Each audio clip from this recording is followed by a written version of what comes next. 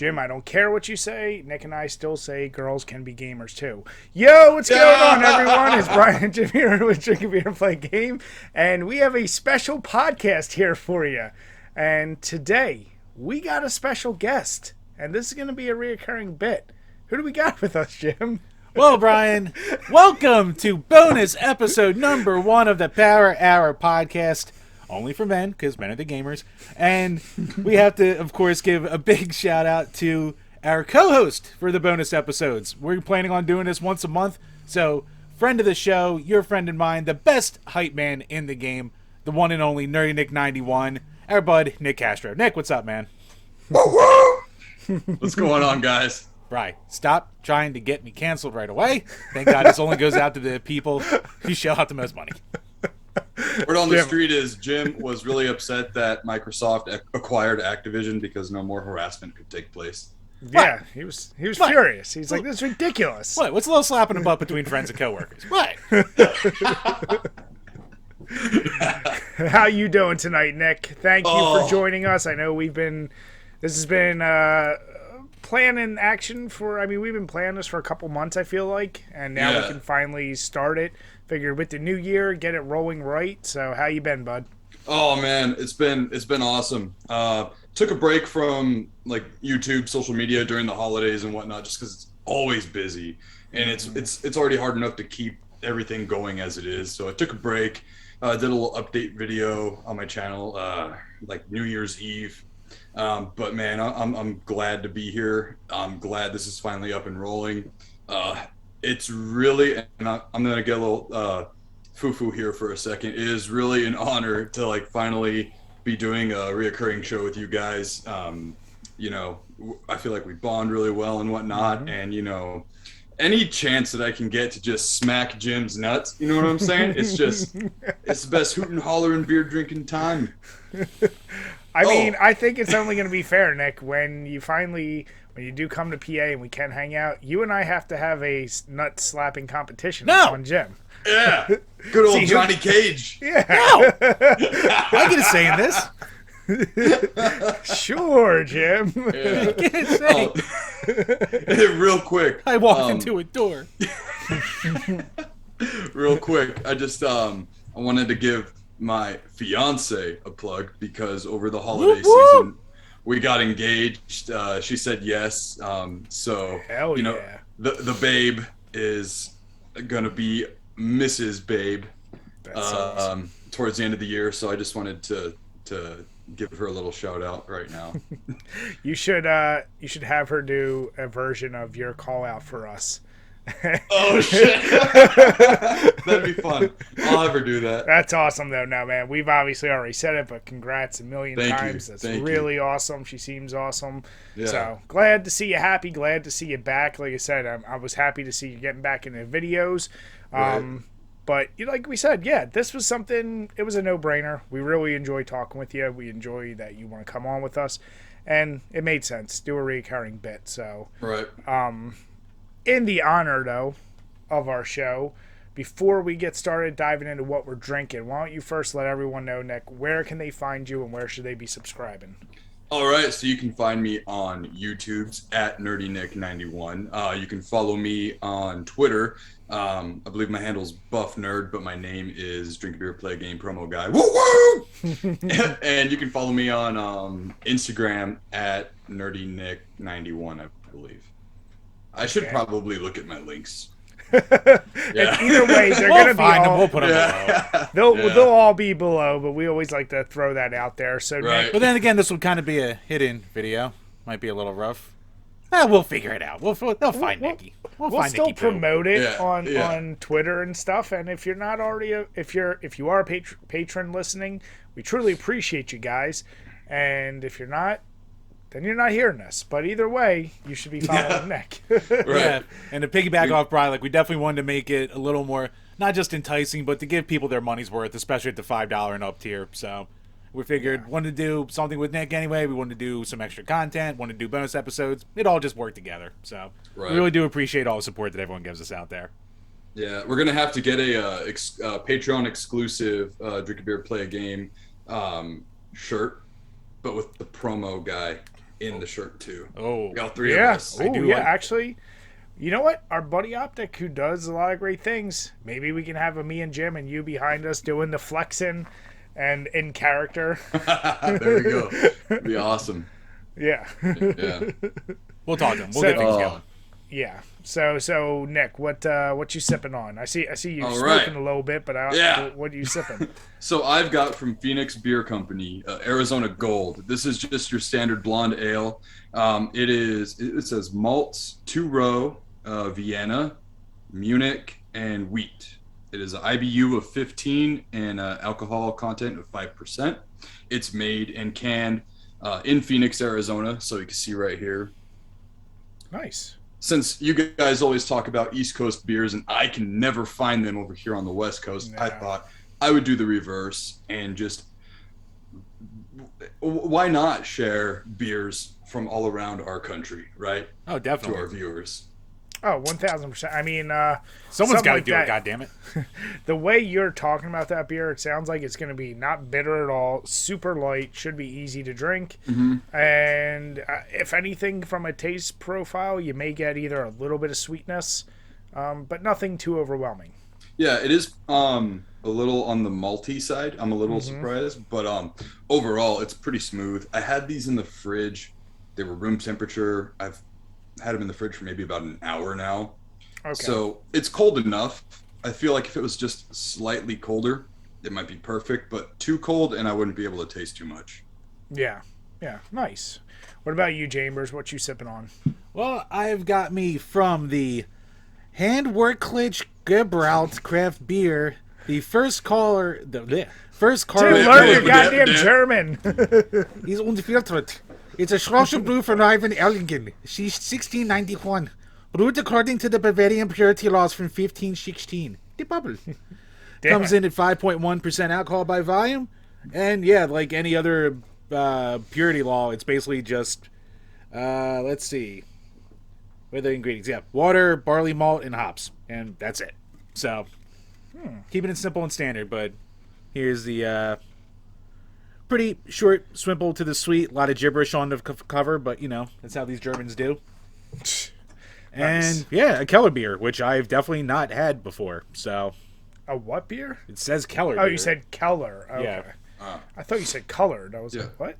What? You can tell it's German by the guy on the horse. That's why I was like, Jim, come on. You started off the podcast already saying stuff you shouldn't. I'm trying to cancel me.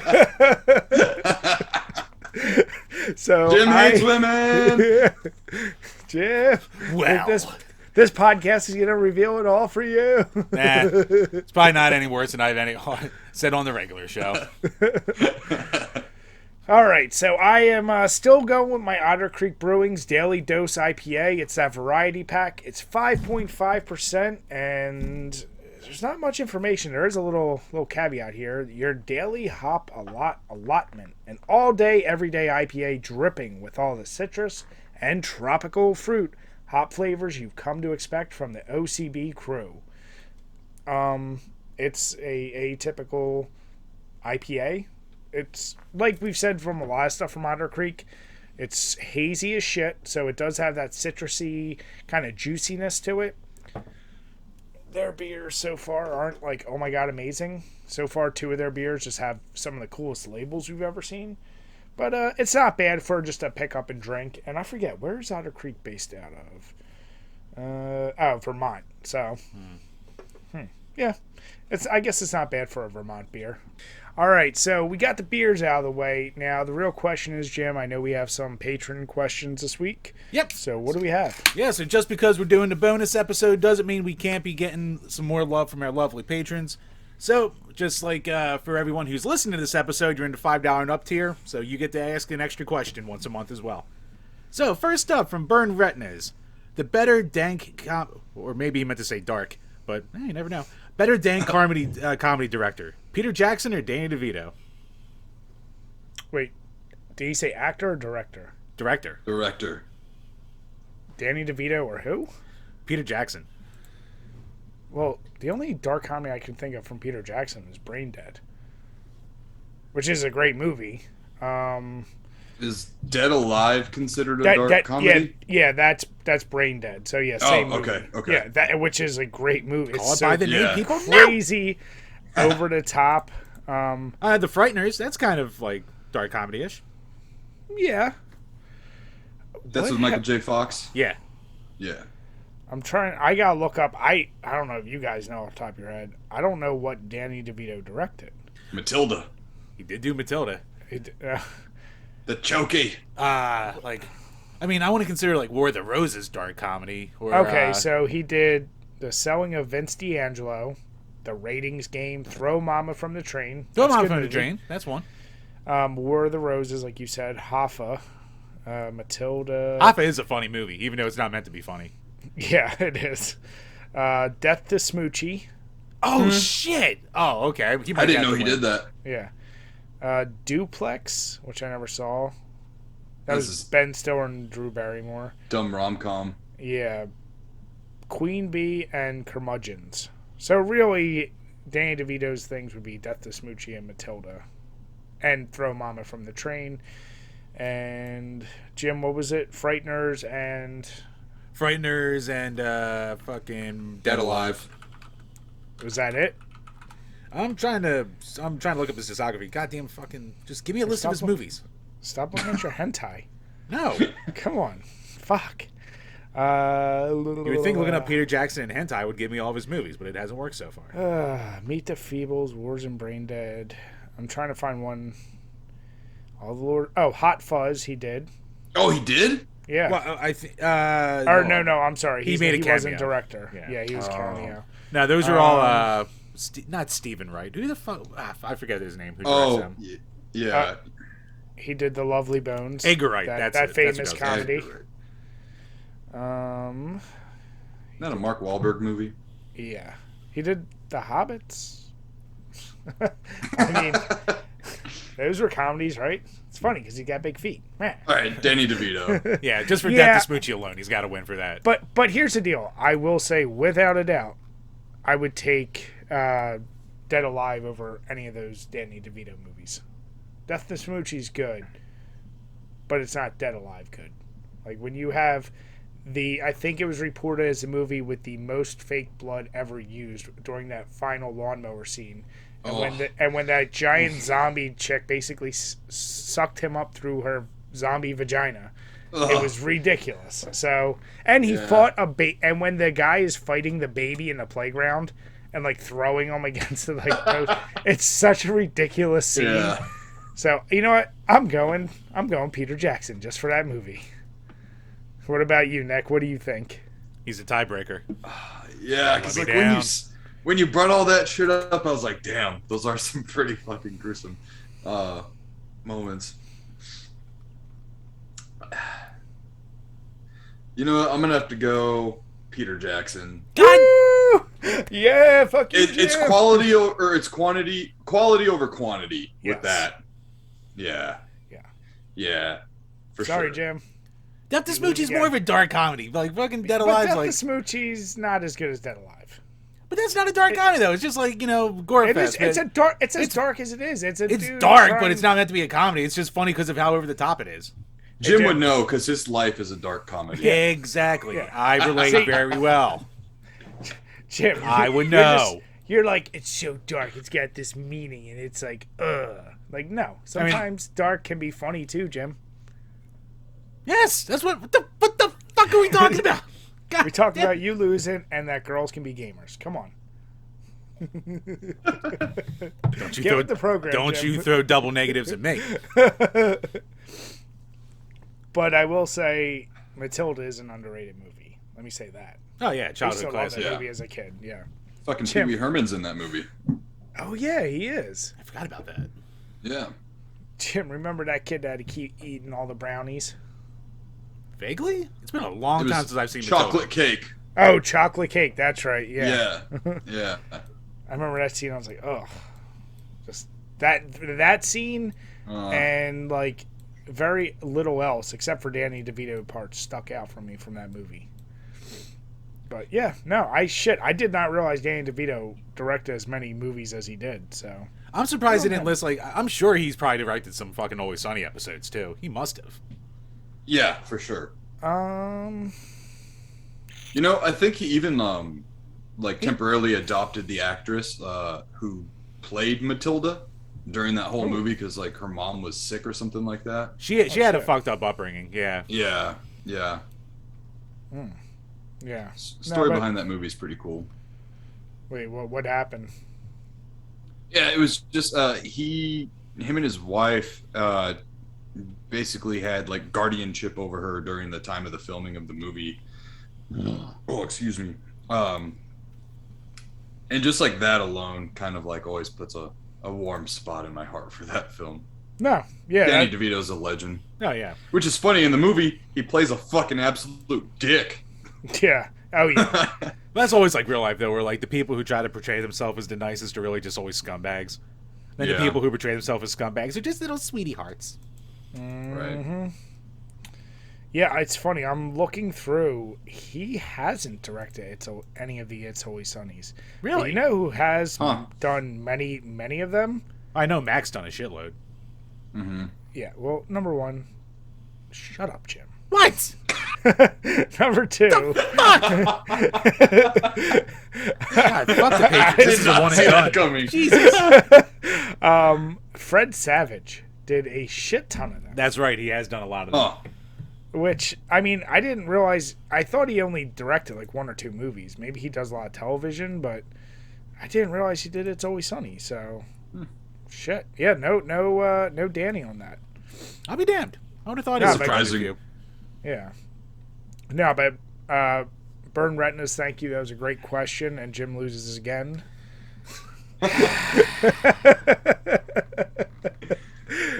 Jim! Hate this. I hate these ideas. Why do I do this to myself? But yes, great question. Great Smack in the nuts.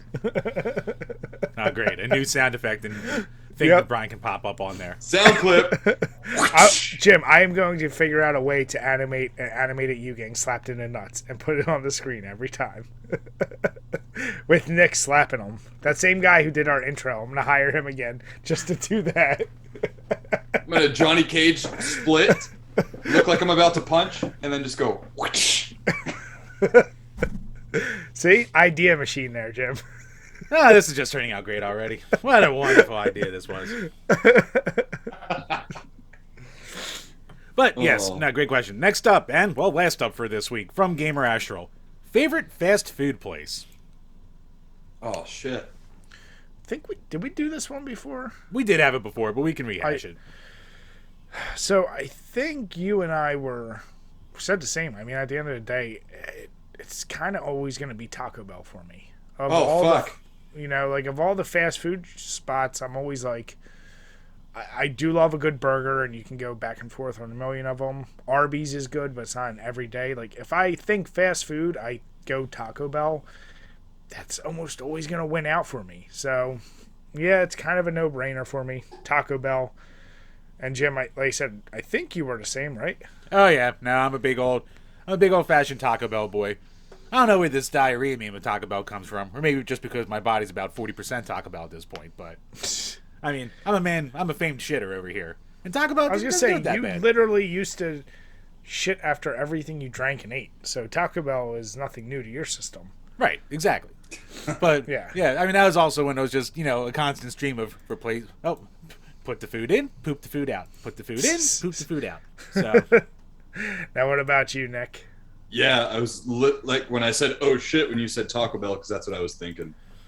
Yeah, I love Taco Bell. Like, I don't know. I think there was a study done like 3 or 4 years ago, and it was like, what is the healthiest options for you as far as fast food places go? Mm-hmm. And Taco Bell ranked number 1 as far as like generic chain fast food places. God damn right.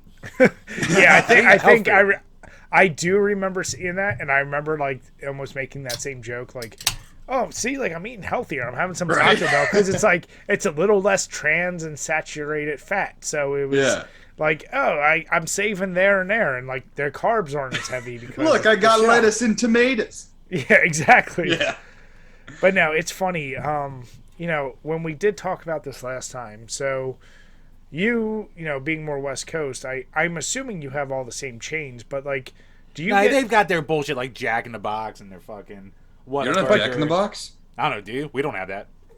If we do, there's none even semi close to us. It's like maybe Virginia, maybe like ass end of Delaware or something like that. Oh wow. Yeah. Huh.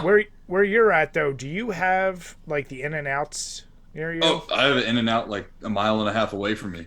So for us, probably the best fast food equivalent would be like Five Guys. Like we don't have In-N-Outs here. Do you have Five Guys too? Yeah, we've got Five Guys, In-N-Out. We have Carl's Jr., which is Hardee's, right over there. Yeah, we have those, but they're a lot more rare. Okay. Yeah, we have like one in like Delaware County, which is like south of Philly. Like Philly itself doesn't have any of this shit. Who, the Watsons? Culver's? Nope. No. Oh, they're but I was going to ask, like, I've heard a lot of people who are from this area go West Coast, try In-N-Out. Their big comparison is Five Guys. Which one do you think's better, In-N-Out or Five Guys? I like In-N-Out way better than Five Guys. And like I'm saying that like from a taste profile, but also from a price point. I hate like just how Five Guys kind of nickel and dimes you, and with In-N-Out, like it's like you can go over there, get like a double and animal fry, which is like their fry sauce on top of their fries with caramelized diced onion and cheese, and you can get that for like I don't know $7. Oh shit!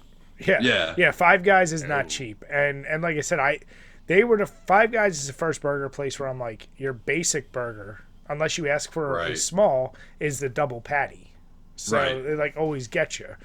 But yeah, I always like try to load that thing up. Like I go jalapenos, bacon, fried onions. Like I load up, and then it's right. We almost have the exact same burger. Yeah.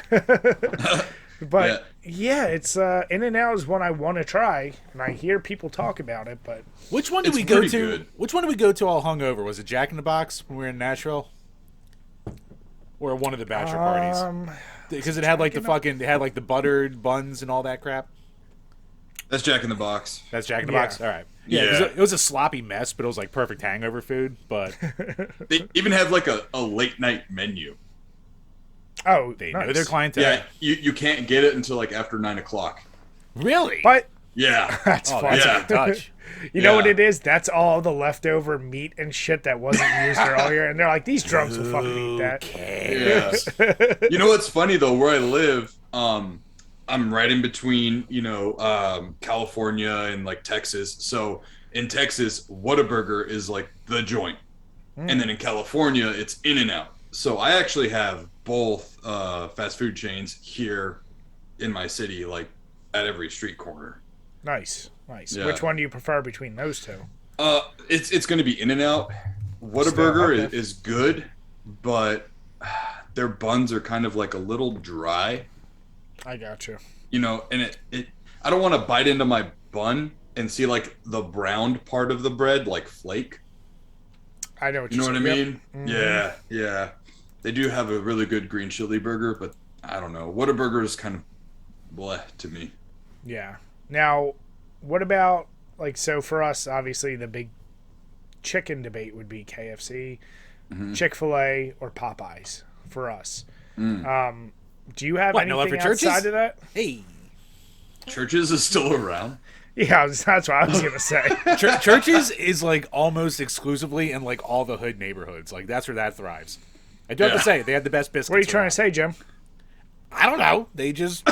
What are you saying? I don't know. They hit a certain economic clientele. What can I say? I'm no economist. You tell me.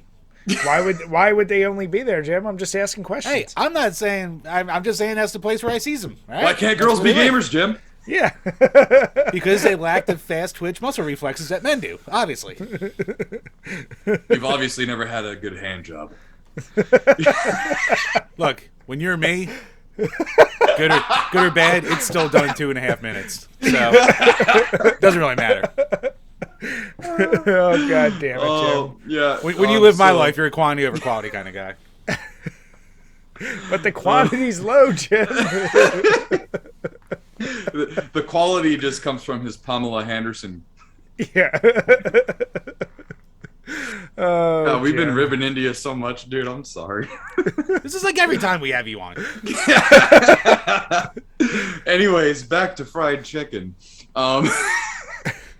So we've got like KFC, we've got Chick-fil-A, we've got Popeyes. Popeyes is fucking popping up like crazy again. And we also have Cane's. Do you guys have that over there? No. So I've never tried Cane's, but the fiance says it's really good. They've got some special sauce or whatever. I've been meaning to try it. I just always feel like I'm immobilized after I have any kind of fried chicken. Oh yeah, when you have those meals, like you're not just. And here's the deal: who the fuck ever gets like a 2-piece? You know, you're getting at a minimum it's a 3, but the usual is a 5-piece, and you're getting the sides with it. Like some of those things make me laugh. I'm like, no one's getting a real fucking 2-piece because you don't. Yeah. You're not getting it and then doing shit. You're getting it like you said. You're done for the day. Yeah, I think. Let's throw Chick-fil-A out because it's not like a fried chicken place. I'm gonna go Popeyes. Oh yeah. Popeyes for sure. Yeah. Don't get me wrong. Love the KFC, especially the extra crispy. Everyone knows, yes, great.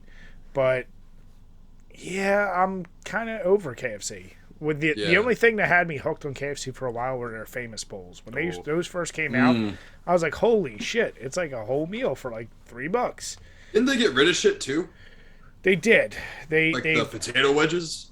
Yeah, they got rid of them for a while. They got rid of my Snackers. I fucking love the Snackers. Oh, those little like slider things, right? Yep. Yeah, those were delicious.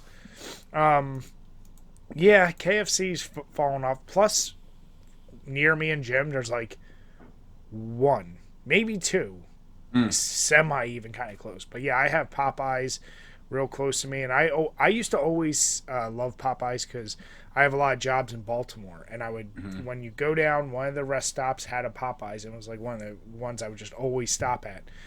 Dude, I love spicy tenders. You always gotta get the spicy ones, and of course the spicy chicken sandwich, which friggin' was a meme to itself when nobody could get it for a while.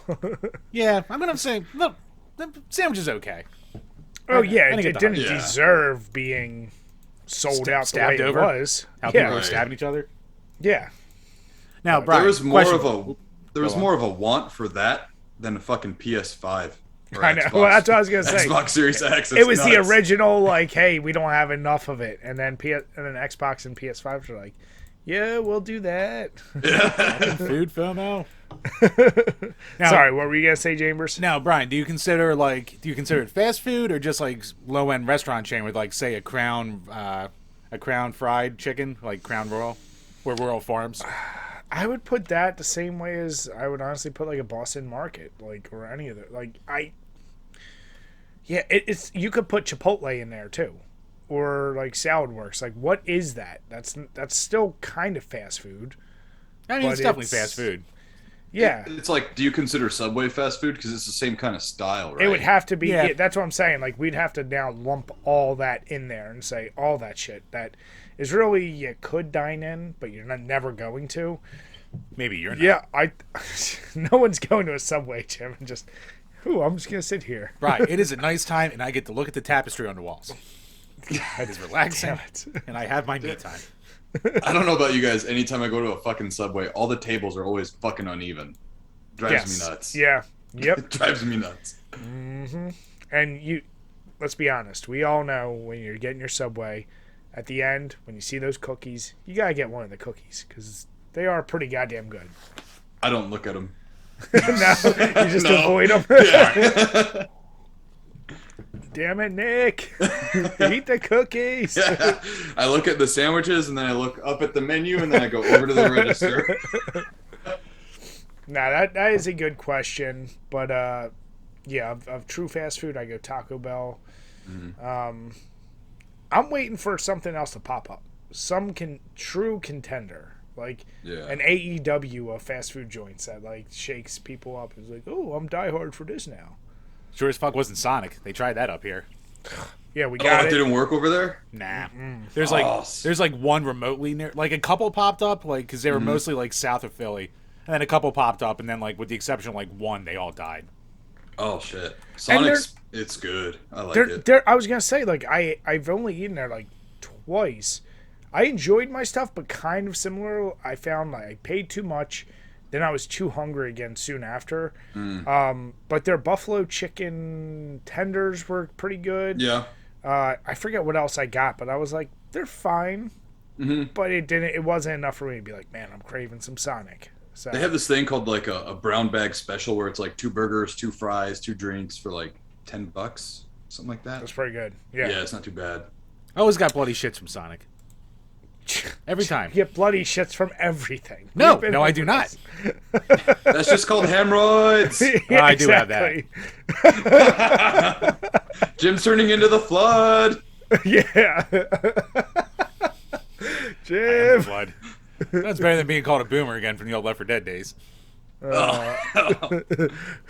Well, you made those sounds when you threw up, so it made sense to call you the boomer. I can't dispute this. That is exactly how I sound when I throw You up. sounded... I'm pretty sure they just sampled your voice, Jim, and we're like, there you go. There's a boomer. It is actually funny because like people are like, no, it doesn't really sound like that. And then they actually do hear it and they go, oh my God, what the fuck was that? Because it literally comes out with me going like... Jim, we've been over this I don't know how many times, but people are always amazed. They say, even if they're watching this, they'll be like, man, Brian and Nick, they're being mean to Jim. Everyone thinks that, and then they meet you and they hang out with you, and then you say what you say and you do what you do, and they ultimately all end up going, God damn it, Jim, and then they understand. That's all part of my charm. Here you go. Your listeners have gotten 2 sides of the story here. Too many games 2021. There have been enough witnesses to my chicanery. Well, Jim, this year, it's in June now, right? If it goes back to normal, it'll be in June or July. I thought I already saw things for it, but yeah, when we go, because we're gonna go, and I'm going to be babysitting you. We're gonna do more documentary style. I'm just gonna get a weed guy beforehand and just get fucking baked and not even drink. Maybe I'll embarrass myself way less. You know what? I won't talk. I'll just sit there in the snack corner the whole time. Maybe sit by an arcade machine and play Donkey Kong for like 4 hours. Like, man, Jim's really way more quiet than I remember. Nah, you're gonna drink because we're gonna play a card game. You're gonna lose again. Right, and then I'm gonna be fucking blackout drunk by 5 in the afternoon again. So? If it's the timing of how it was before the pandemic, it ran through my birthday in June. Oh boy! So right now it's June 24th to 26th. Oh fuck! My birthday's the 23rd. Oh, that's right. Late birthday party. That's party. Close enough. Yeah. Yeah. You know what? Birthday party / bachelor party. Too many games 2022. Oh Christ! To tell the wife to be, hey, just know that this is something that might have to happen. Yep. There you go. There we go. Tax return money. Jim. Yeah. Jim, you gonna die.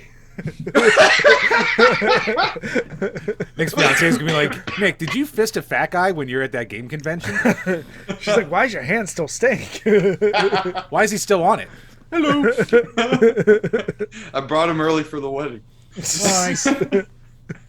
Oh fuck. No, but thank you. That was Astral, right? Yeah, look that up. I just realized, I was like, we never said thank you. We just did like 40 minutes on fucking fast food. Welcome to the Fat Cast. Yeah, that was Game Rational. So yeah, that wraps up the Patreon questions. So thank you, everyone. Thank you, guys. And we were worried about having content for this. So yeah, basically for the bonus episode, guys, ask whatever the fuck you want. Does not have to be gaming or beer related at all, because this is where we can just bullshit about whatever. Yeah. But one of the things that will be reoccurring, not for sure every episode, but we're trying to at least pick one movie that we're all going to watch. Or one piece of like pop culture that's like not gaming related. So it could be like a TV show or something. Who the fuck knows? But it's going to be a movie because Jim doesn't have the time or is not allowed to watch other TV shows. So he can't commit to that. So we know movies, we can all spend the time to do that. True. So with that being said, this first movie, it's an interesting one. The Matrix Resurrections, which I saw it. I mean, I streamed it, obviously. It was on HBO Max. Mm-hmm. It had a budget. Did you guys know it had a budget of $190 million? Yeah, I thought it was just south of 200. Yeah. And it was a complete box office bomb. It so far made $148. in the box office. And it's been out since December 22nd. Yeah, I remember when it came out, it was like the talk of the town for like a week and a half of like a small percentage of people saying they liked it and most people saying this was like terrible garbage.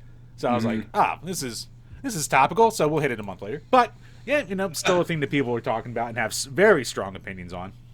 Yeah, and that's why I said it's currently sitting at a 62% on Rotten Tomatoes and a 63 on Metacritic. So,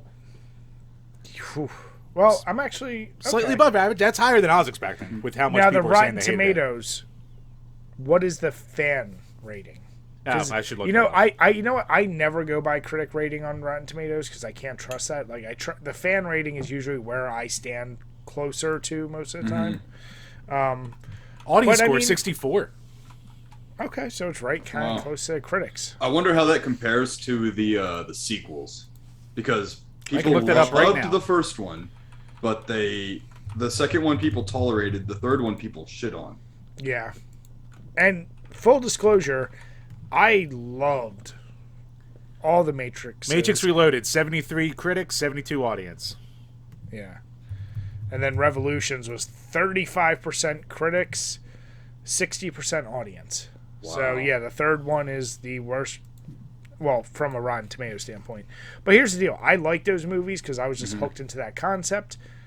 I myself found, like, I almost never rewatched the third one.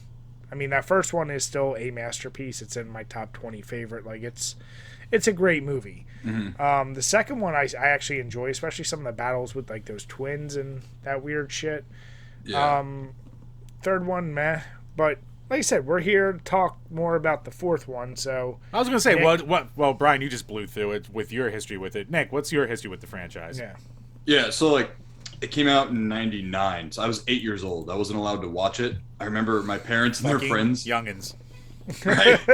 I remember my parents went to the movies, and me and with their friends, and me and the kids on the block were just kind of left at home playing Sega and shit. But they didn't let me watch it, not for the violence, because I had already seen like T2 and all that shit by then. It was because of the thought-provoking, and they didn't want it to fuck with me so bad, being so little. They were like... Interesting, okay. Yeah. Because it was more like it could disrupt your thinking. I mean, and that's the thing. That's what the first movie did for a lot of people. It's Cyberpunk Alice in Wonderland. Yeah. But it also, from a philosophical standpoint, was one of the more thought-provoking movies in that sense. That was just coded in a sci-fi movie where it's like... oh shit, is this a simulation? Like, that kind of mentality. And yeah, I could see where a young kid, if you really dive deep, it could all of a sudden, like, because teenagers and young kids are already like, you think everything's the toughest it is at that age, and every world sucks, And now if you think you're in a simulation, I could see where it's meh. Like, the internet was just becoming, like, getting on its 2 feet, and starting to move, and technology was advancing and stuff. So I think my parents were just kind of like, let's take one step at a time approach with him or with me, and just keep me on like the video game path, and let me watch that shit later. Because they took me to see Reloaded and Revolution in the theaters. Yeah. And but I love, how some movies just kind of date themselves, but not in a bad way.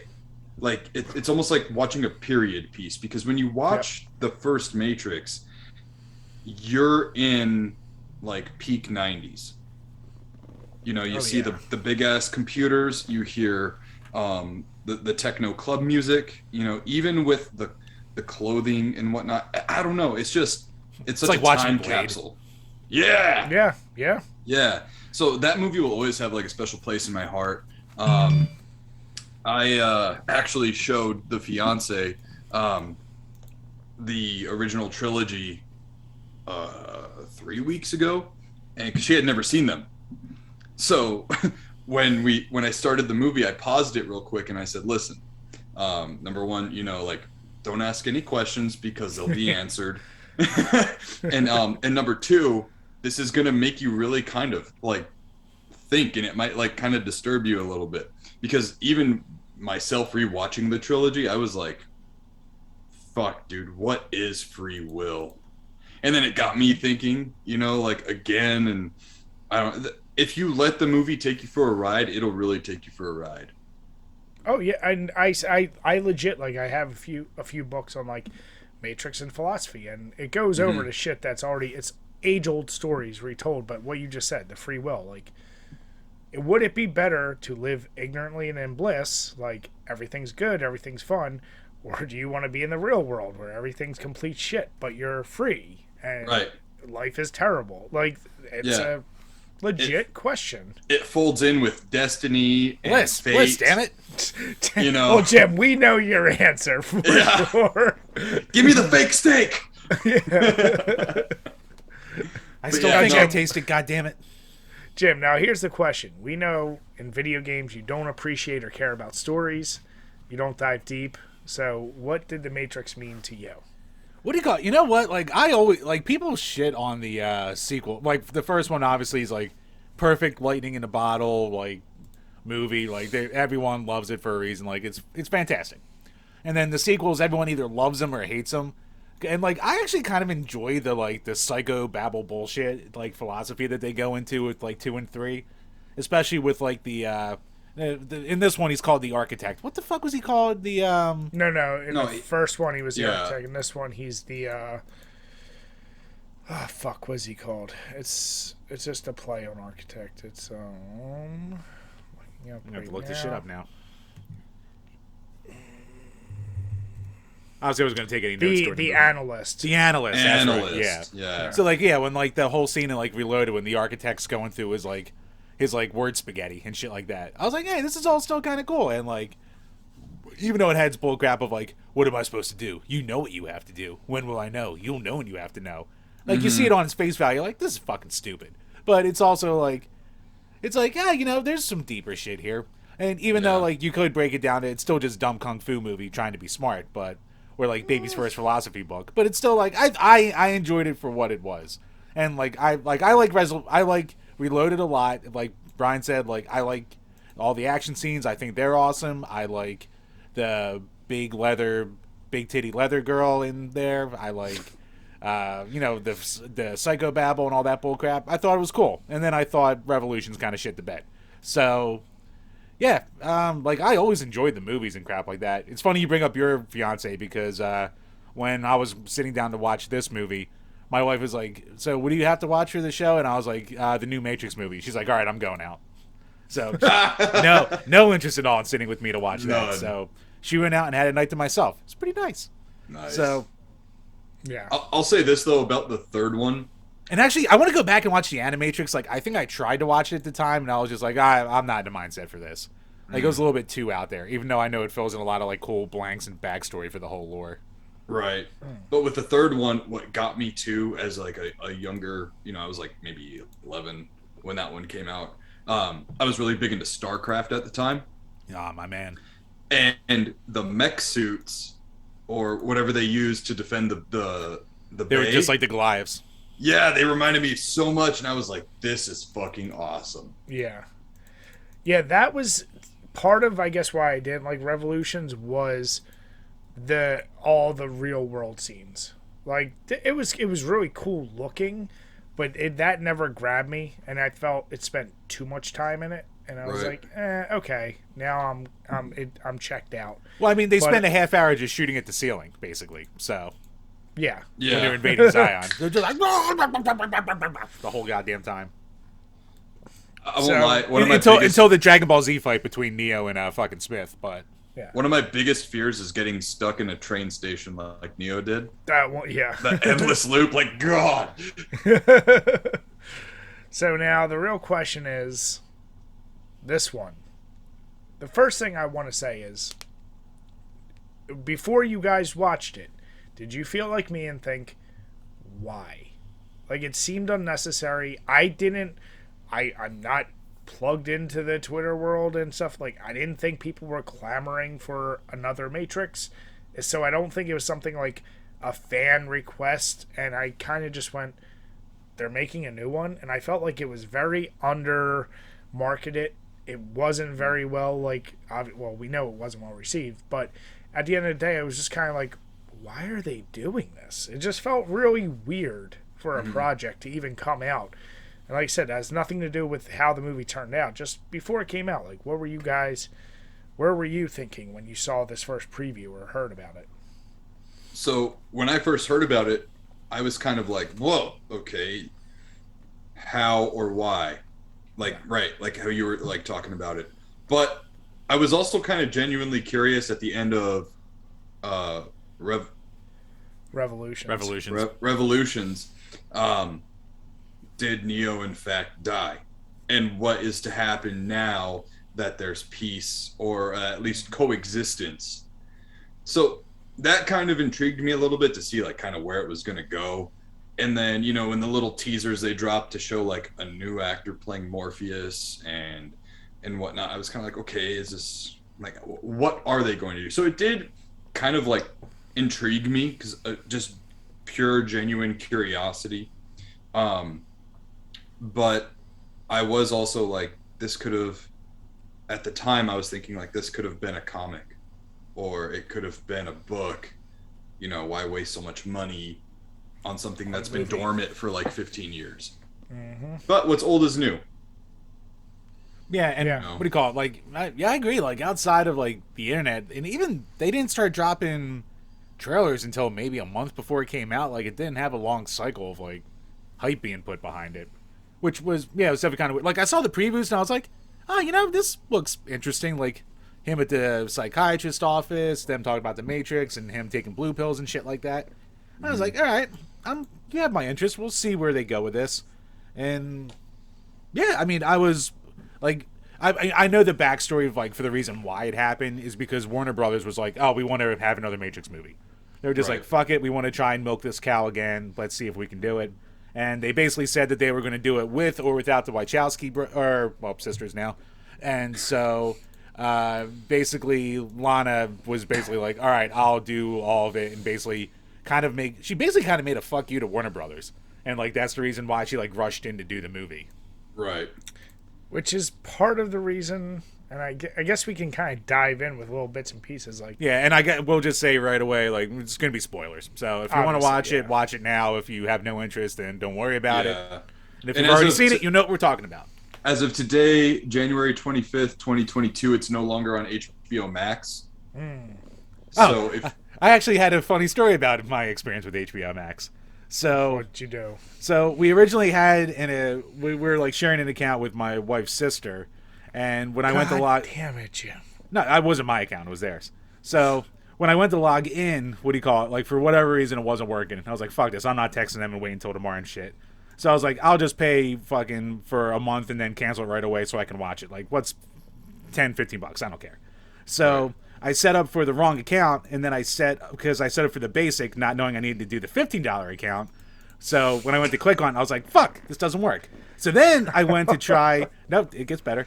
So when I set up the payment plan, I'd set it up through like the weird in-app purchasing subscription service on my TV, like Samsung Subscribe or whatever the fuck it's called.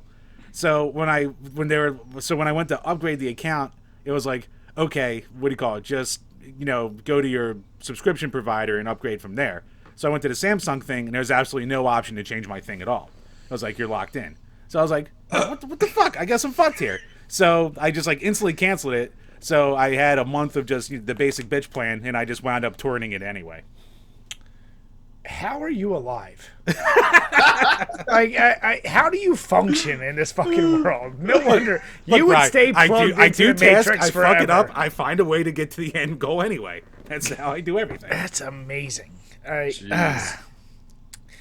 Well, then, like a couple days later, my wife was like, "Do you have an HBO Max account?" I was like, "Yeah, it's a long story." Basically, I was stupid. And then she called me stupid, and I was like, "Yeah, you're right." Yeah. But okay, God damn it, Jim. Getting back to the actual movie though, but what you just said made sense. Like Wachowski, it was Lena, right? Yeah, Lana. It felt like the whole movie felt like a bad, kind of the same way. What was the the newest of the newest trilogy. What was the first trilogy of the Star Wars called? Force Awakens. Force Awakens. It felt like that in terms of like you're retelling enough of the old story. You're rehashing a lot of this shit. Mm-hmm. It feels rushed. You're throwing in characters that are ultimately forgettable and annoying at the same time. Mm-hmm. And you're just trying to bank on some things. And then at the end with like the surprise of like, Trinity's the one now too, so there's not only one, it's her and him, and it just, those ideas, it kind of shit all over like previous stuff. And it like also, like you said, why the fuck did they replace Morpheus and Hugo Weaving or Agent Smith? And I saw explanations, but then both actors, Lawrence Fishburne and Hugo Weaving, said like, we weren't even asked about this. Like, they just went ahead and did it, which is really fun. Because I'm like, they are so great. If you're going to do that, then go the whole way. Replace Neo, replace Trinity. Like, do a whole new cast, and in their reflections, do the old actors. Don't half-ass it and be like, well, some of them are returned. Some of them are new. You even had Jada Pinkett Smith as in old costume. Like, what the fuck? Yeah. See, I read that Hugo Weaving had schedule conflict. Well, I know. Lawrence Fishburne, they should have just didn't ask. Yeah, and Lawrence Fishburne, he's like, you'd have to ask them because I have no idea. Yeah, I mean, there's like in canon, like, because I had to look it up. I was like, all right, what's it? Because like I still, after watching the movie, didn't really realize like why Morpheus was like how they explained it.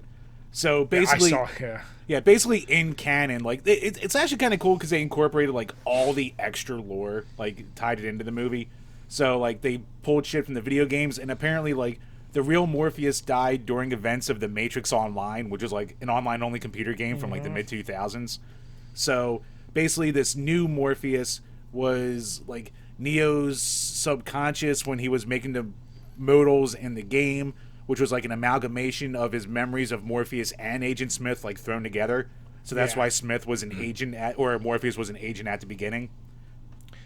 And they do in the movie, they even show you the original Morpheus statue when they're in. It's not. Right. What's this new city? It's not Zion. Io. Yeah. Where you're like, okay, they kind of try, and like I read that too, Jim, and where they said like, and the reason Morpheus is young is because this Neo would put someone near his age or something, but then that doesn't do any explanation for Agent Smith. Well, Smith, it kind of explained is just like when. Not the architect, what the fuck we say his name was? Now he's analyst. The analyst. Analyst, that's right. Like, when the analyst, like, rebuilt the Matrix and rebuilt Neo and Trinity, like, it was, like, kind of a side effect where in the Matrix universe, like, a Smith is always tied to the one for, you know, whatever dumb reasons to fucking Matrix. Yin and yang. So, yeah, it's like the yin and yang bullshit, so he just, like, it was another, like, amalgamation of, like, Neo's kind of memories and, like, kind of a thing to keep him complacent still, too. It was like he wasn't meant to be Smith, but, like, Smith is always an inevitability, so, like, Smith became his antagonist in that way. Right. Which, and it's not even a shit on, like, obviously the actors that did those parts, they're good actors. Yeah, I think they did. Dude, fucking Smith was Kristoff in Frozen. Really? And damn it. I was going to say he's the guy from Mindhunters, which is what he's more well known for from Netflix, which is a great show. But those things aside, I'm like, okay, I'll forgive those. I'm going through the movie, and like I said, there are just so many. You guys correct me where I'm wrong. The whole idea of like Neo did die, he's resurrected by the machines because they figured out using. Died. Yeah, he figured out if you have those two together, but not too close, you could generate a ton of energy off of them. And because apparently, like, too many people were being woken up from the Matrix, so the machines didn't have the pods to get all the energy they needed.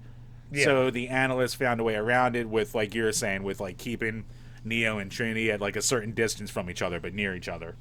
Yeah, but did they really explain, like, the architect was obviously replaced by the analyst, right? But what actually, like, did they kill him? Like, what? I don't remember because it wasn't like the whole Matrix like kind of reset or not reset after there was just an agreement with like it was that end scene of the architect and Oracle. Yeah, but also kind of I think when what do you call it at the end of Revolutions when Smith when Neo let himself be merged with Smith, that kind of like destroyed like the Matrix as is at the time. Kind of too.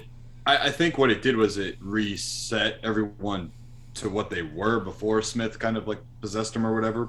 Yeah, because he possessed the entire Matrix at that point. Yeah, which kind of makes me wonder too. Side tangent: did he reach the architect and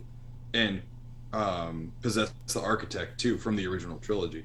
Because that's just a question. That's probably some expanded universe lore that I have no idea. Yeah. Because they show the architect at the end come up to the Oracle and that little Indian girl, the program. Whatever. Yeah, and they talk about like how long the peace will last or whatever, and whatnot. But they never tell you the demise of the architect. Yeah. And I'm like, okay, this analyst is clearly a replacement, but we don't for sure know. Or did they say just like because the architect kind of failed, then the next Matrix they used the analyst with his new plan or something? I forget. Yeah, like the higher powers it be that he kept calling him or whatever the fuck. Yeah. So then that was my other thing.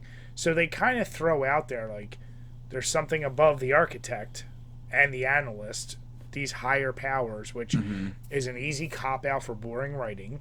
And you're like, okay, so now there's powers above the thing that created the Matrix, whatever. And the analyst, his whole thing is he figured out the architect was all numbers. I care about the human psyche, so emotions can generate more power, yada, yada, yada. They've been through the simulation of kind of scaring the shit out of Neo, that he was going to lose Trinity again and again. But, like, I don't know, like, I just feel like the way they handled it was just, like I said, once again, too rushed, because I did always appreciate the movies where they were not trying to spoon feed you with thoughts. They were giving you more thought-provoking stuff, where this gave you absolutely nothing new. This was a complete rehash for all intents and purposes. The action scenes weren't anything better. They certainly weren't anything better than what it was from the other one, because the CG. No, the action scenes were way worse. Which and there's far few of them too. You know what? Yeah. Like, do you like? Keanu Reeves is like 60 now. He's not going to be able to pull off what he used to pull off. Have you watched John Wick? Yeah, but it's still fancy. Well, you could fancy edit anything. What the fuck? Whatever. Fine. He does the training, Jim. If anything, I think this one just brought on more confusion to the lore. Yeah. Because also, like, here's another question that I propose. In the original Matrix, they explain that the Matrix is what society had peaked at that time before the machines took over and whatnot. So, how is this Matrix so much different than the one before? How would the machines know we would have smartphones, tablets, and the cars that we have and the video games and so on and so forth? That to me raises more questions. Like, in that alone, it's like, did the machines run simulations to see like how humanity would evolve or whatever? Like, how? No, that's a great point. Like, I would have thought it would have been almost a more cyberpunky. It would have been cool to see them still use phone booths and shit, and not like lazy out with it. Yeah, I mean, Nick, you just hit another nail on the head, and it's just like, I don't know. I want to like parts of the movie, and even as a turn off my brain, if you wanted to turn off your brain and watch the other Matrix, like Jim said, you could if you want to be that kind of person. But the action wasn't good enough to make up for that, where the other ones did have the action. So you have fucked up story. It messes with the lore that people appreciate. Action that's subpar. And the actors really, like, it's weird. Like, you get enough of Morpheus, and then he just kind of goes away. Right. For, like, the rest of the movie. I mean, he was still always involved. But he was in a metallic ball form, and he was, like, there for almost comedic purposes. Like, which that was also, like, a weird plot hole, because at first, like, they showed, like, all the metallic ball people who were, like, real, like, bringing the modals to life from the Matrix itself. Yeah. And, like, they were, like, being, like, fed through like projectors basically, but then out of nowhere he could be outside the ship and like crawl through vents and shit like that. Yeah. And I did not care at all for this character Bugs. Like, I couldn't understand her accent for the first 15 minutes. She was like English, right? Like, is that the new like female protagonist? Yeah, the new blue girl. hair. Yeah. Okay. I'm like, I didn't care enough about her, and then it was too fast forwarded. Like, it was just like a way to get to Neo, but they tried to keep you interested in her, and you didn't care. It was kind of lame how none of the human characters died, like, at all. Well, yeah, there was like nothing up at stake. You know what I mean? Like, you would have had to seen, like, if you cared enough about Jada Pinkett Smith's character, like, something where she died. She came in the Matrix. That would have made it interesting. And even, like, the whole, like, Smith working with Neo was so shit. Like, his fight with him was like, oh, cool, we're going to see those fights again. And then it's like, oh, I just flash in and I help you for a second and then I disappear. I thought that was a nice little twist, though. Like, I kind of like that. You know, this discussion's been pretty much everywhere, but to like bring it back a little bit, I do think it was cool how Smith and Anderson were so close, unknowing. Yeah. And I do think it was a nice touch.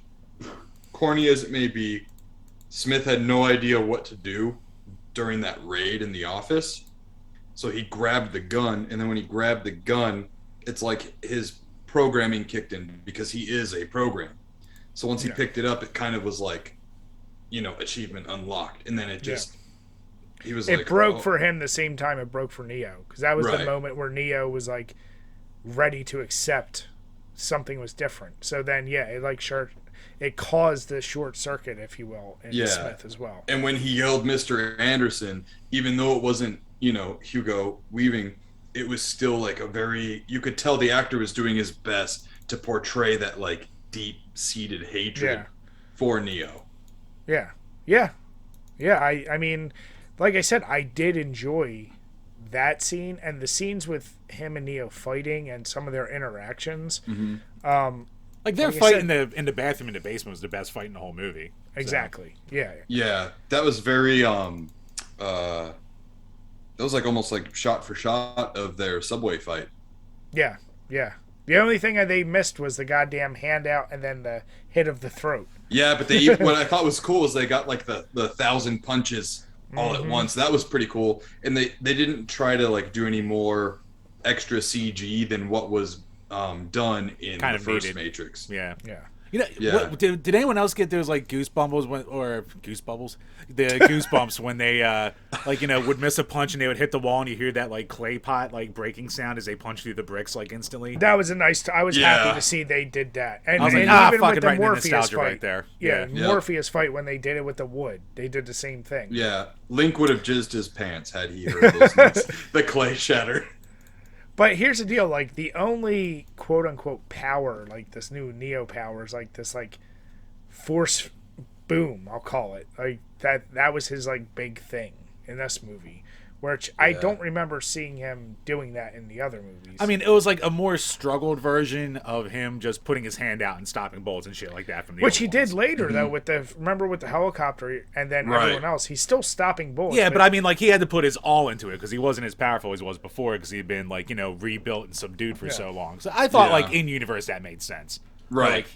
But, like, he wasn't there yet. Like, the whole, like, how they saved Trinity was...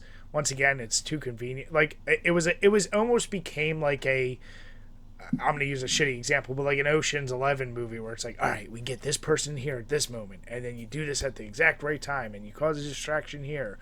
And then she's up and running, and then once again, now she's the superhero. Like, there was such a Trinity's a non-aspect of this movie, except for little bits and pieces, and then it's boom. But then at the end, you see him flying with her. Now I guess they complete each other, whatever.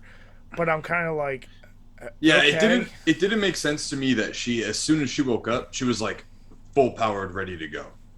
Maybe because she didn't get as much like mentally rebuilt as Neo did, she was able to retain some more of that, you know, like knowledge of how to act in the Matrix. But what I didn't understand and I rewound the scene a couple of times. I don't know why they had to have the bug character like do the whole brain swap kind of dealio in regards to bringing Trinity out. It was to not tip off the machines that Trinity had been disconnected. So they almost had like a bypass going in there, and then they like plugged her in there, so there was still like a bio something or other coming from that pod. Which then like the analyst still saw, and then that's when they unplugged her, and it was like, yeah. Well, he only figured out that he had to kill her once she like turned, and she turned on her husband Chad, which was like another like meta joke. Because he was taking off the Chad meme because he had like the blonde mohawk and shit like that. As soon as I saw that, I was like, that's so fucking corny. Like, come on, man, don't do that. Yeah. Okay, so here's a question for everyone, because like I think a lot of the people who like watched it and bashed it like watched the first half hour and then like noped out. So like they were like too cringed out by like the co-workers and the video game company and shit like that. Mm-hmm. It was a little much. It was a little much, but like and like everyone was like, oh, they're just like replaying scenes from the first movie, which they did do a lot, but I was still surprised. It was way less than I was expecting. Yeah. Like I was expecting almost like a scene for scene remake, like we said, like Force Awakens. Like I fucking hate Force Awakens. Like that is like the laziest like soft reboot ever.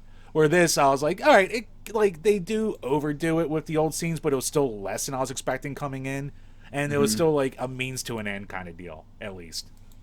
So, what's your question? You said. I don't know. Do you think like the beginning half was like, obviously we all watched the full thing for this, but like, as you were watching that, were you like really like face palming hard, or you're like, this isn't as bad as I was expecting? For me, first half it dragged. I was like, when are you getting to something? Like, I was trying to get invested. I was like, okay, maybe I'm trying to see where they go. Especially when Morpheus was an agent at first. I was like, what? And then he's just not an agent now. That I was trying to get my head around. I was also trying to figure out, like, why does Morpheus have to look like Prince in all of his outfits now? Like, it was just... And then Man's got like, drip. Let the I was poor also man get like... some drip. I was like, why did they have DC... Well, actually, it was DC writers, WB, like, doing the corny jokes. He's like, we're in a bathroom. Haha. Like, I'm like, this humor is done terribly. Same with the Chad thing and the video game company. I was like, this humor is just terrible. There was a lot of, like, really bad fourth wall humor. It was extremely on the... And, like, that was Lana Wachowski right there, just saying, you know, fuck you to WB and being like, you know, our like she basically literally said in the movie, our parent company Warner Brothers wants a follow up to the Matrix, because that's what he called the video game. Yeah, and they even like showed the Warner Brothers logo and everything in movie. Yeah, so that's where I'm like, you took a series that like none of the other movies were on the nose with like call outs like that, and I don't like that this one was. So that took it out of me in those moments. I went, oh, Jesus Christ. But I was never going to stop watching. Right. I kind of liked a little bit the protest parts of that, though. Yeah, like, it's... Do it with a different movie. Like, to do it with a Matrix... Well, I mean, if you tell the creators, we're going to do this movie without you, and then they come on and just, like, she does it as a fuck you while still trying to... Like, I'm not saying it's done, like, extremely well, but... Like, you know, but that's the problem. Trying to bounce a fuck you with a continuation. Yeah, it's like if you did it subtle, it would have been funny, but it wasn't even funny. It was like, oh, cool, you're like a kid with a temper tantrum. You still took the job. I would have rather her say, I don't want to do it at all, and I would not have missed this movie. Now you've given me you've given me a subpar Matrix movie, and you have corny jabs in there because of the spike. Let's be fair though. Besides the first one, they're all not on their nose like actually great movies. They're very entertaining, and like you can pull the lore that you want, but I would say the first two are good movies. I'll say that. No, the first one's fantastic. The second one's good. The third one's like a trashy. But there is like, you know, it was. But I'm putting this at the third. I'm putting this in the third one. If this is above the third one, it's not by a ton for me. Mm-hmm. I put it above the third one. Yeah, but once again, it's clearly not above the second one. It's not. What I did like though is that they did call out toxic fandom. Yeah, like they basically like kind of called out being like not saying like, you know, I'm giving you the movie you need, not the movie you want, but like basically they heard ever since the first movie that like once they threw in all the the psychobabble shit after the first movie. Like everyone was complaining about that stuff too. So the fandom's been complaining about the franchise since day one, basically. So, yeah, since it became a franchise. There were those scenes throughout the game development, there were the game development scenes, and throughout those scenes, you saw all the staff talk about what the significance of the first Matrix was and what they thought it was about and whatnot. Apparently, the first Matrix was about, coming from Lana, transphobia and anti-capitalism and whatnot. I didn't get any of those vibes from those movies. I got anti-capitalism, but not transphobia, not from the first one. Yeah. And maybe that is just because maybe that's revisionist history on their part, or maybe that's what it really was. Yeah. I always thought the movies were just made to make you think about free will. Yeah. And kind of just pull your thoughts from there. But the scenes that I'm talking about in regards to toxic fandom, that whole chunk of scenes where all the game devs are together,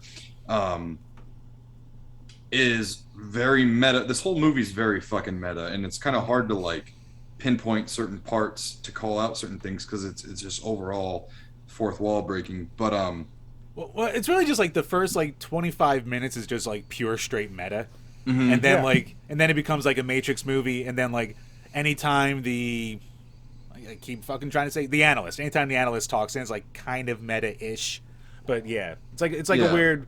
It starts as like pure meta, and then it becomes a Matrix movie, and then it's like a weird mishmash, and then it like ends as a Matrix movie. It's weird. Right. It's a weird one. All right, so one thing I do want to ask you guys, and Nick, you and I have been saying it back and forth a few times, but the original Matrix, one way or another, the thing that it questioned was, what would be better, living in that bliss or the free will and everything comes with it? I still don't think this movie gave you a new question like that. Did you guys take away something new? Like, it's still basically Neo's now redoing what he did in the past. So it's like the only new thing I took away is like love conquers all. Leo and Trinity's love is what saves. Like that's what I took away is like the unity of love and and the harmony of, as we said, yin and yang with Smith. Yeah. But it wasn't a new yeah, that's always been there though with all that shit and philosophy. Yeah, but like free. So was there anything else that maybe I missed that you guys took away this time? I mean, honestly, I feel like as meta as this movie is, that's just a whole reoccurring theme.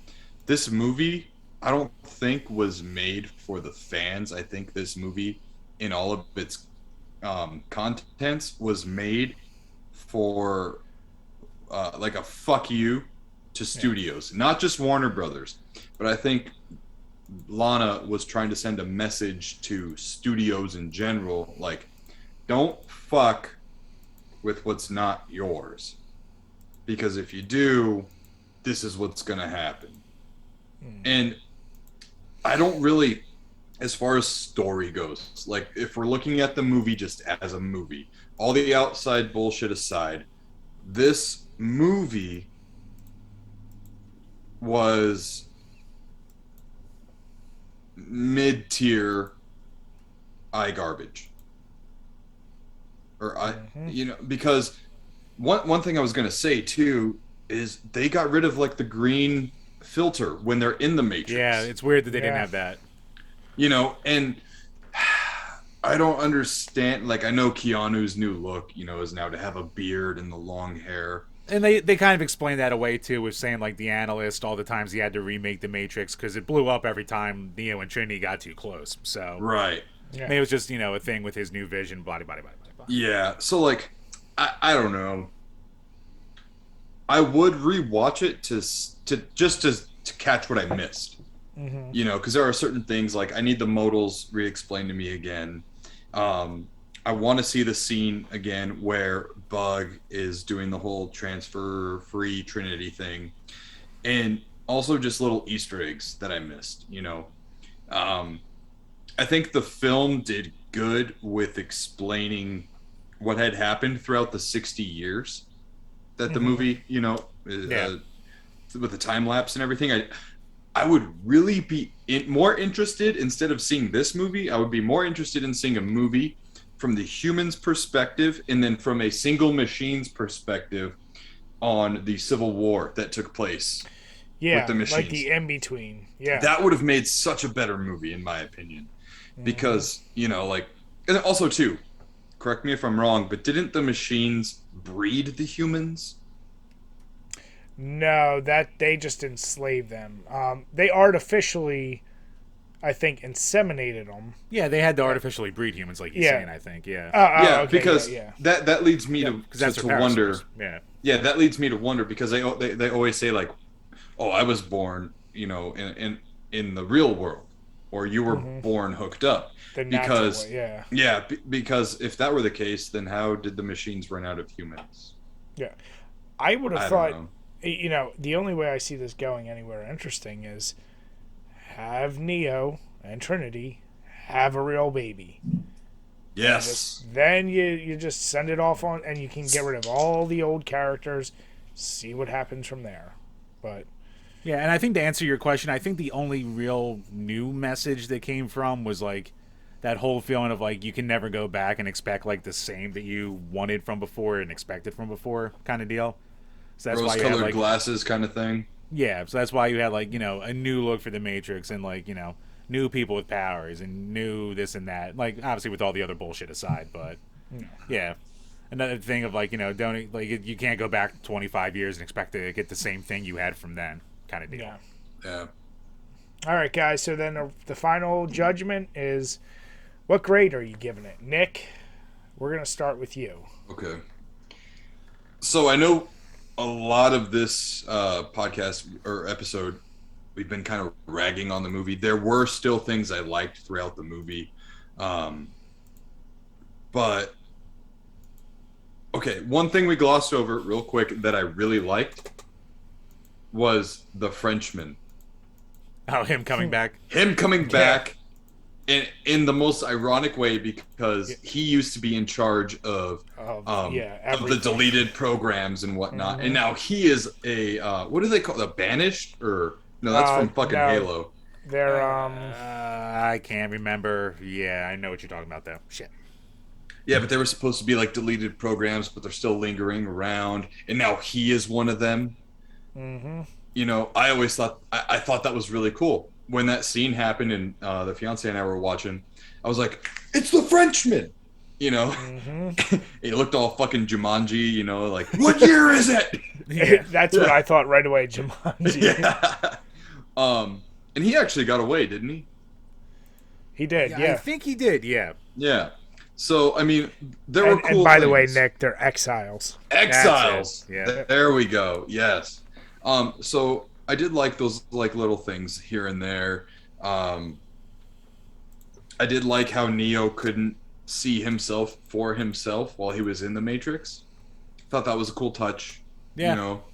Yeah, he was like old dumpy fat guy. Yeah, overall, I only remember from watching the movie like 2 action scenes that were memorable. The training scene with him and Morpheus. Yeah. And the scene with the Frenchman in the warehouse that was / him Smith and fight in the basement. Smith. Yeah. I don't know. If I were to give this movie a grade, I'd give it like a C-. I enjoyed it, and it's passable, but I'm glad I saw it only paying $14 on HBO Max. Yeah. Instead of going to the movies and spending X amount on the tickets and the concessions. It didn't feel like an event movie to me. And that's what I was afraid of. And that's why, because the fiance and I were supposed to go see it at the movies. But I was like, you know what? I'm just in case. I'm like, it there was something about it that didn't feel right. And I'll say too to this, I wanted to say it earlier, but unfortunately Jim opened his mouth, so I couldn't talk, and I'm too polite. So They fucked up horribly by releasing the week after Spider-Man. Oh yeah, that was terrible. Like that fucked them so hard. Oh, for sure. This should have been a Thanksgiving movie. I wonder if that's WB's fuck you back to the Wachowski too, by being like, oh, you want to fucking make this hunk of shit, from maybe their mind. Oh, well, here, enjoy this slot. True. But like, if we're looking at this movie objectively, storytelling, I think it did a good job. Visually, subpar, which sucks because The Matrix revolutionized CGI and stunt work.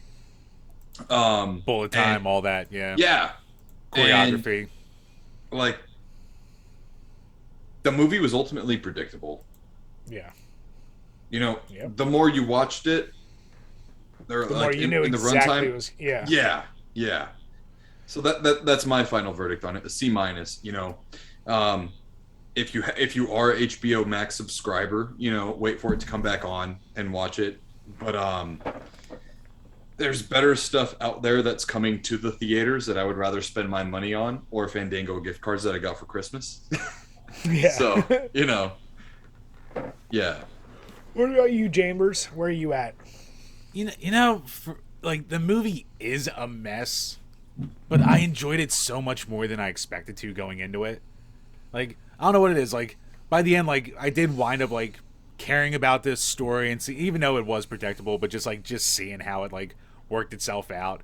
And had those little touches of twists, like, when Smith bailed them out at the one point in the bank and all that shit, or the diner. So, and I even kind of liked the meta shit in the beginning, too. Like, granted, I knew about the meta shit going into it, but even without knowing that, like, I thought it was, like, kind of a cool, like, touch and, like, a way to, like, reintroduce him into the Matrix with him always knowing about the Matrix and how they explained it. Like, on its face, like, I would say, like, objectively as a movie, I'd probably say a C-, but I fucking liked it way more than I probably should. So it was like, as a movie, I enjoyed. I'll give it like a B-, even though I'll fully admit, like, it is a fucking mess of a film. But, like, I think it's one if you really, like, it's funny because, like, I talked to another buddy about it, and he's like, if you liked the sequels, you'll probably like this. And even for someone like Brian, who I can kind of tell he didn't really like the movie, like, you can like the sequels and also not like it. It's like it's weird, man. It's a really weird one. But, like, for me, it just hit that spot of, like, something I enjoyed watching more than I expected. Like, and when I heard it was a mess and it was 2.5 hours, I was like, fuck, this is going to be torture. But for me, the 2.5 hours kind of flew by. Like, I was invested. And it actually made me want to go back and start, like, rewatching the others and, like, delve into the lore again to, like, kind of, like, put the pieces together. So it made me care about the Matrix more than I ever expected it would. Interesting. Okay. Yeah, I mean, as I said, I did have plenty of problems with it. I think Nick really hit on the problems. Like, the story was convoluted. I don't like when movies that weren't... If the original Matrix started as an on-the-nose fuck you to certain specific entities, fine.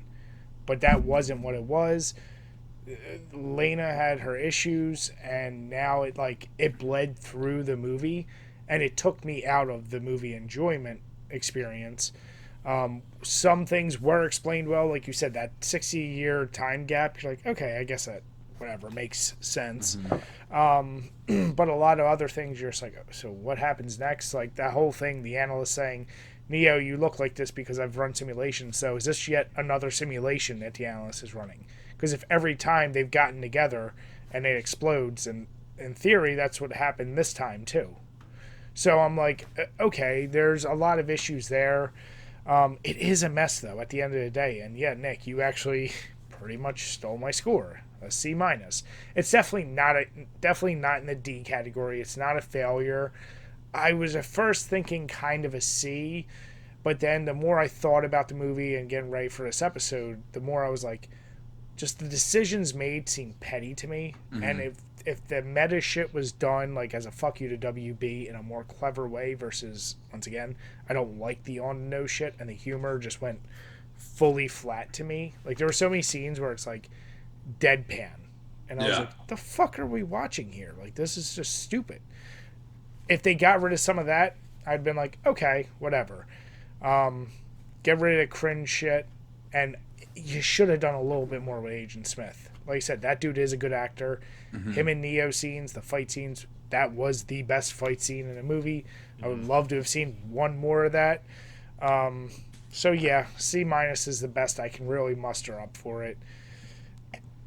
I'm just worried, like, do you think this definitely spawns a sequel to this one?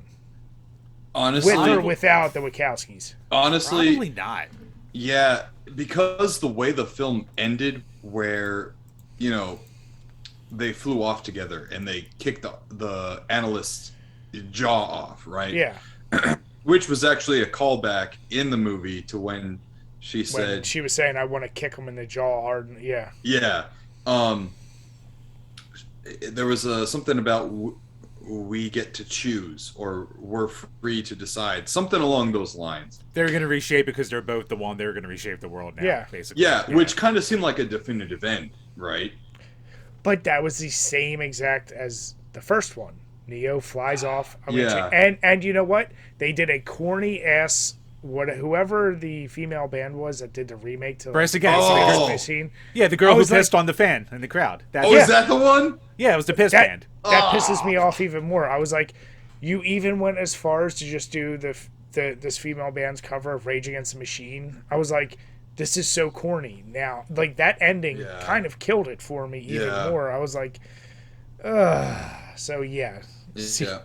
To hop on the cringe stuff. It's definitely a movie that, like, if you have no background in the Matrix at all, do not watch, because you will not know anything that's going on and get no enjoyment out of it. Yeah, you have to be invested in the trilogy, or at least one of the films, to even get what's going on in this one. Yeah. But if you only like the first Matrix movie, like, you're not you'll get no love out of this. Yeah, not at all. But to hop on the whole, like, fourth wall breaking meta stuff, that the stuff in this movie is worse than the fourth wall breaking cringe petty, honestly it's petty stuff of the Deadpool movies, where he literally talks shit about Fox in the movies. That's where I can forgive it, because that's his character from the comics. Like, right, breaking the fourth wall, like, you went into that knowing that's what this movie's going to be, and it's like, I mean, he's looking at the camera, he's doing it in such a obvious, like,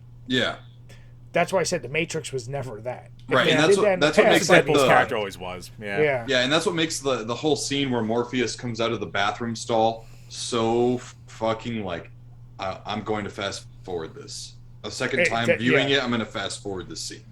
Yeah, it was just like, come on. And then, like, they just, in the background, replay scenes from the original movie, almost making you wish you were watching that movie. I was like... For real, dude. I was like, okay. Yeah. They reused the footage so often, and I was like, oh, man, this makes me want to rewatch the first one now. They have That's what I thought. They have to credit Lawrence Fishburne then, right? Yeah, because he's technically in the movie. Yeah. Footage. So he made money off of it either way.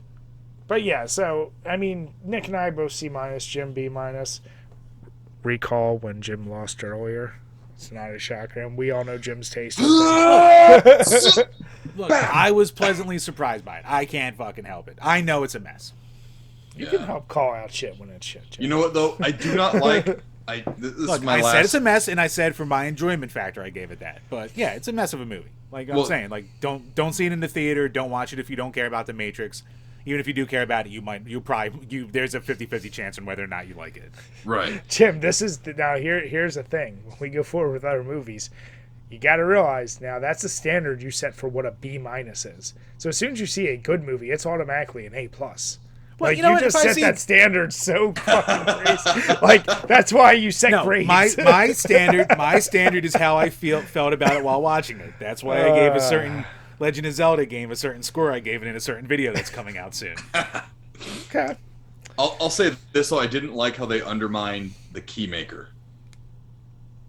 Oh, yeah, they made him useless. Exactly. Like, they can just he died in the second one. He wasn't even anything in the third one either. Yeah, no, but what I'm saying is they can just hop through any fucking door and go anywhere now. Yeah. You know, like, he was a pretty critical player in the whole thing. But it's a different Matrix. Yeah, I don't know. Yeah, I guess you're right. Fuck you. But so Nick, So that's our roundup of the movie. Obviously, as we've been talking, we have been drinking other beers. Nick, what'd you crack open as your next beer? All right, so I'm gonna do two here. So I did El Segundo's Broken Skull IPA, Steve Austin's Hell Yeah, brother. It's an IPA. It's okay. It's 6.7% alcohol. Honestly, the fact that Stone Cold's my favorite wrestler and his name and shit is all over this makes it taste better. Yeah. And then I also cracked open Valley Venom Pilsner from Helton Brewing Company. This is a 4.6 alcohol by volume Pilsner, brewed and bottled and packed in, again, Phoenix, Arizona. So this is another Arizona that can, beer here. the rattlesnake there. Yeah, and it's got the nice, like, wrapped film. So it's not just, that. like, standard can, Wait, Nick, show that off again. How you're just doing that with the can? Oh. Damn it, Jim. Well, it's actually Right, clip it, beating it off. It's pretty accurate because I can't Yeah. put my hand around my dick. So there we go. There it is. That's the good stuff. That's what Daddy wanted from this. It's pretty good. It's a light beer. I think that can cost like $3.88. So, for home brews, I'll support it, but it's nothing to really write home about. Of the three, which was your favorite? Of the three, probably my Arizona Gold. Okay. Because This one, I think I got it at the right time. I pulled it out of the fridge at the right time to get all the tastes. Because this beer, again, did have 4 different malts in it, so it was pretty tasty and something I would definitely try again. Nice. What about you, Chambers? What'd you open up? I had from the Hohentanner Schlossen Brewery the Blow Rice Haller Flotter Kraftbier. Gebraut nach die Beschreibung Verschmutzungsprache blocked. So whatever the fuck all that was. So it's a goddamn Weiss beer. 5.6% alcohol by volume.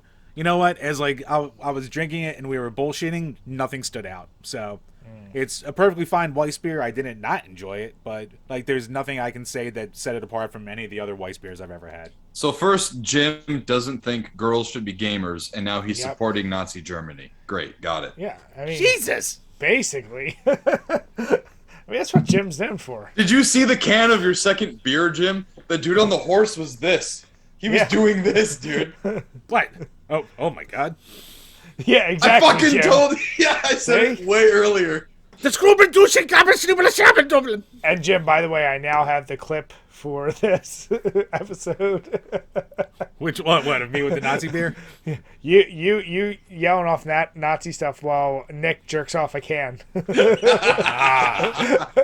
I say? I know what my boys like. So Jim, of the two, which did you prefer then? Oh, I definitely like fuck. I definitely like the Nazi beer more. Of course you do. Set myself up for that one. Good night, folks. Jim, show them what's behind the Keystone flag. That's only for every third Thursday of the month. Yeah, that's for the secret $20 tier. So my second beer was the Free Flow IPA. It's the only other one I hadn't tried from Otter Creek yet. 6%. It's the strongest of the beers. This was better than the other one just because there's a little bit more flavor and the alcohol was a little bit more prevalent. But once again, kind of forgettable overall. It's nothing I would say like rush out and get. Those two beers you and I had, Jim, the handheld IPA and then that Space Invaders one. I can't remember what it's called. Yeah. I just like those because of the labels. But Otter Creek, you can do better. Maybe. I don't know. Possibly. Yeah. So with that, first of all, if you're watching, we want to say thank you so much for supporting the page. Be sure to let your friends know, let everyone know that, they get a little something extra if you are on our $5 tier. We hope you guys enjoyed. If you aren't already, make sure you subscribe to Nick and our channel. And you're obviously not going to be listening on iTunes or Spotify, but if you at least not yet channel, until we get it set up all specific so we'll work on it. Yeah, but if you aren't already, head over, subscribe to us for our regular Power Hour. And with that, we want to say have a good night, everyone, and cheers. Cheers. Real quick, do you want to say like what you're like a movie you're looking forward to that's coming out, or do you want to do that for like the next episode? I fucked up the outro here. No, I can cut. I can cut around it. Huh? Okay. Yeah. Let me see what's actually coming out. Not to make it any longer than it is, but do we want to at the end, instead of saying movies we're excited for, just throw out the movie we're going to talk about next? Since we already kind of know the movie that's next. Yeah, I think we're doing Mortal Kombat next, right? I thought we were doing Resident Evil. Well, it's news to or me, Resident asshole. Evil. That's it. Resident Evil. Yeah. Yeah. No one fucking told me. Nick, pay for Resident Evil or pay for Mortal Kombat again. Wait, didn't I was gonna say, didn't we already say Resident Evil? Yeah, we did say Resident Evil, I think. Oh, I thought that was just an option for week 1. I guess it makes sense to do that, Resident Evil for the second one. Might as well burn it. Burn it now, and then we'll figure it out beforehand. So yeah, we'll say that. Okay. So Nick, we'll actually let you. So it'll be the cut after I just say have a good night, everyone. Okay. Just throw out something like and come back next time where we're gonna cover. Isn't it? It's Resident Evil Return or Welcome to Raccoon City. Yeah. All right. Okay. So back in 3, 2, 1. All right, guys, and don't forget to tune in next time for our review and thoughts of Resident Evil. Welcome to Raccoon City. Raccoon City. Spoiler. No spoilers, but it's true. I haven't seen it yet, so I'm. So Jim's gonna give it an A. Yeah, I'll probably give it an S. The way I've done so far. All right, guys. Once again, thank you for tuning in to the bonus episode. Make sure to tell your friends, your moms, your grandmas, because you all know they're going to be soaking their sheets for these kind of deets. We'll see you guys in the next one. Cheers, guys. Cheers, everyone.